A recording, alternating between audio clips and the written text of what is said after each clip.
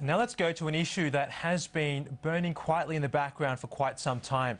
Global technology giants are overcharging Australian customers, says the Australian government, who recently launched an inquiry into why we seem to be paying more for hardware, software and games than people overseas, and that's with our high Australian dollar.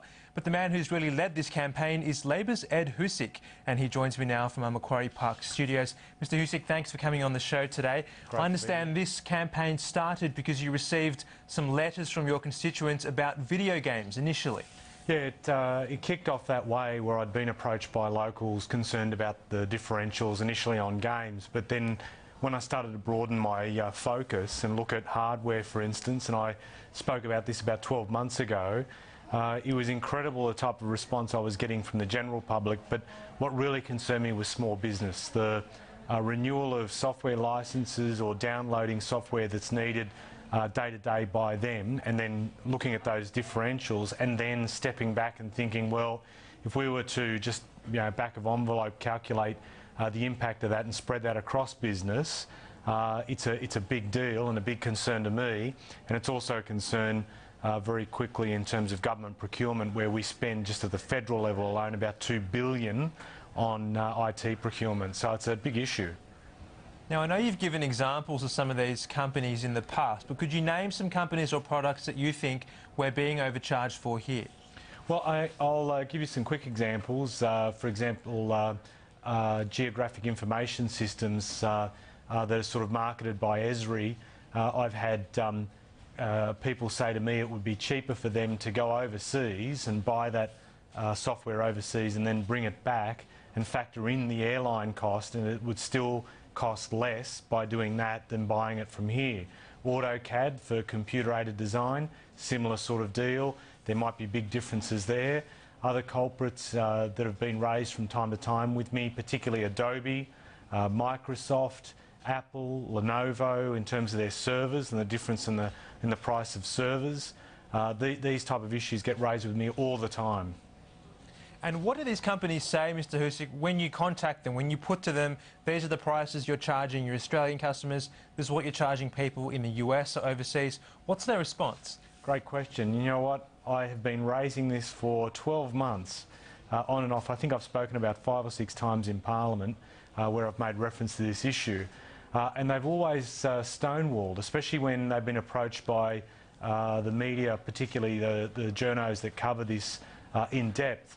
And they've stonewalled, hoping that that action in itself would lead to the questions disappearing.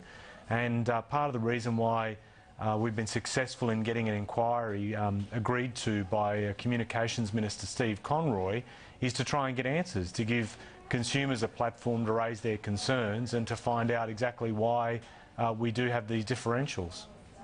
Now, I'll come to the inquiry in a minute, but I want to put to you something that's been written by one particular journalist who's been following this for some time. That's Patrick Avenel. Right. And his contention is, he talks about the biggest cost of business is staff. In the US, the minimum wage is $6.98 Australian, can be as low as $2 if they're receiving tips. But over here, the minimum wage is $17 an hour, which is quite a lot higher. Do you think that's potentially one reason why the cost of these products could be higher here in Australia? Simply the cost of doing business is higher here. Okay, a number of things. Firstly, people expect and understand that if there are shipping, handling, staffing costs, that labour costs that have to be factored in, they certainly appreciate that. And I think people will balance out, the value of the software to them personally, the value proposition to them, and take into account, those additional costs. But we are downloading software, and I've had businesses raise with me instances where they are simply downloading software and there is no demonstrable add-on cost. They can't work out why they might pay up to 80% or in some cases $10,000 more for the software. But ultimately, and I know Patrick's raised this with me as well, ultimately, I think the inquiry is about being able to allow consumers the chance to have their say, but importantly for vendors in the field, the companies themselves, to educate the public about the factors that they have to take into account when they frame their pricing strategies. But do you think it's the role of the government to regulate prices? No, I'm hoping that in actual fact the market operates a lot more solidly, insofar as what people often tell me is that the pricing strategy is driven by a philosophy that says this is what the market will bear. And I guess the inquiry is in one way, so that's the supply side. On the demand side, I'm hoping that consumers take the opportunity to demonstrate that that they're not willing to bear these high prices anymore, where there is no demonstrable reason as to why the prices should be as high as they are. And we've certainly had some high-profile support in this instance. In the last week, co-founder of Apple, Steve Wozniak, was saying that he couldn't understand the differentials and said that there shouldn't be these type of barriers in place. Okay, Mr. Husic, I know you do have a lot of support out there in the community, so best of luck and thank you for coming on today. It's great to be here. Thanks for the opportunity.